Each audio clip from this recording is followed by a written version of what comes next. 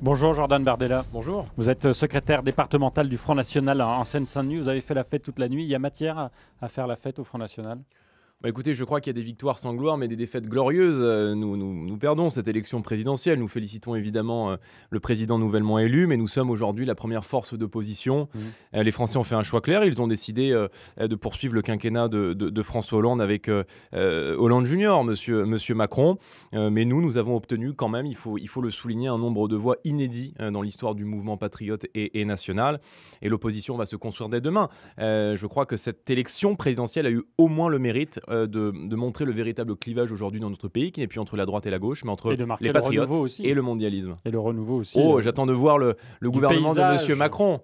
Et nous avons vu que M. Macron était soutenu par l'intégralité de la classe politique française qui a échoué depuis 30 ans. Donc nous verrons si M. Macron est véritablement le renouveau ou non. Je crois d'ailleurs que M. Valls se tenait à sa disposition pour intégrer la future majorité de M. Hollande, de M. Macron. Oui, je les confonds. Je ne suis pas sûr qu'il ait obtenu une réponse.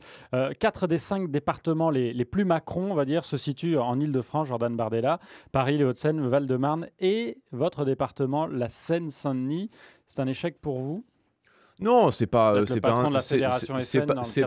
échec. C'était une élection effectivement à 2 tours. Monsieur Macron, je le disais, a eu beaucoup plus de voix que nous. Nous le saluons. Il n'y a aucun souci là-dessus. Vous avez créé le mouvement banlieue patriote, etc. Comment vous analysez-vous l'échec de Marine Le Pen dans votre département? Nous allons construire une opposition nouvelle. Je crois que le Front National peut être amené à évoluer. Nous tirons aussi évidemment les leçons. Je pense que tant dans la victoire que dans la défaite, il y a des conclusions à tirer.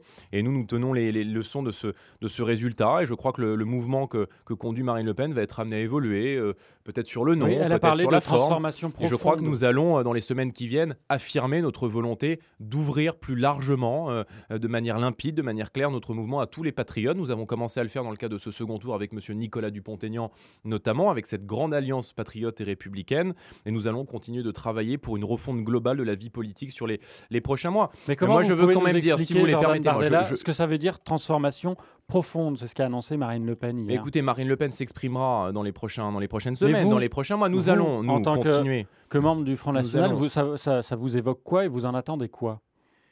Écoutez, dans le cadre de ce second tour, Marine Le Pen a dressé une alliance avec M. Dupont-Aignan. Je pense que nous devons aujourd'hui devenir une plateforme d'accueil de l'ensemble des patriotes de notre pays. Je crois que les patriotes aujourd'hui ne peuvent plus être divisés. Plateforme, c'est un terme utilisé par Jean-Luc Mélenchon et la France Insoumise. Oui, mais M. Mélenchon l'a fait avec les idées qui sont les siennes. Je crois que nous devons le faire aujourd'hui de notre côté avec le courant de pensée que nous représentons, qui est un courant qui fonctionne partout dans le reste du monde. Je crois que ça veut dire, par exemple, qu'il faut rester fidèle, je crois que le souverainisme est le sens de l'histoire. On le voit avec le Brexit, on le voit avec la victoire de Trump il y a quelques mois aux États-Unis. Je veux dire, il nous a peut-être mais ça ne fonctionne pas en France. De temps, parce qu'il nous a peut-être manqué un petit peu de temps, mais nous allons continuer de travailler. Nous avons un 3e tour après cette élection présidentielle que sont les élections législatives. Justement pour ce 3e tour, est-ce qu'il faut rester fidèle aux fondamentaux du Front National? J'appelle, si vous voulez, tous nos adhérents, tous nos électeurs, tous nos sympathisants à rester mobilisés pour ce 3e tour des élections présidentielles. Il ne faut pas laisser, je dirais, Macron continuer la politique de M. Hollande. Est-ce qu'il faut rester fidèle aux fondamentaux du Front National? Qu'appelez-vous les fondamentaux, M. Dazic? Je ne sais pas, c'est une citation de Jean-Marie Le Pen. Nous avons je crois que nous avons un socle idéologique qui est le patriotisme, la souveraineté, la défense de l'identité nationale. Nous avons toujours été fidèles à nos convictions et nous continuerons de l'être.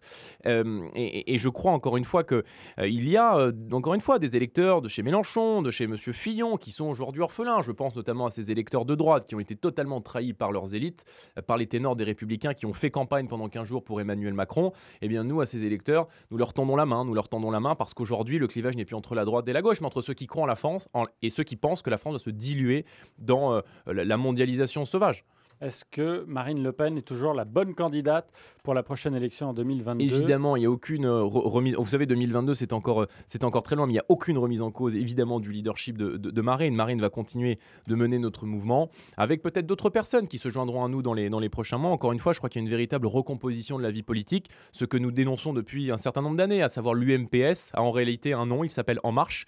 Et à nous maintenant de bâtir ces forces nouvelles autour du patriotisme et du souverainisme, avec encore une fois tous les patriotes qui sont amoureux de notre pays, amoureux de notre identité nationale, amoureux de notre culture, puisque Macron nie d'ailleurs l'existence d'une culture française.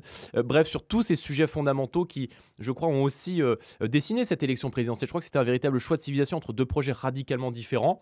Eh bien, je crois que c'est aujourd'hui le véritable clivage de la classe politique française. Jordan Bardella, secrétaire départemental du Front National en Seine-Saint-Denis, en pleine forme malgré la nuit blanche. Merci d'être venu. Merci Bonne à vous, journée. bonne journée.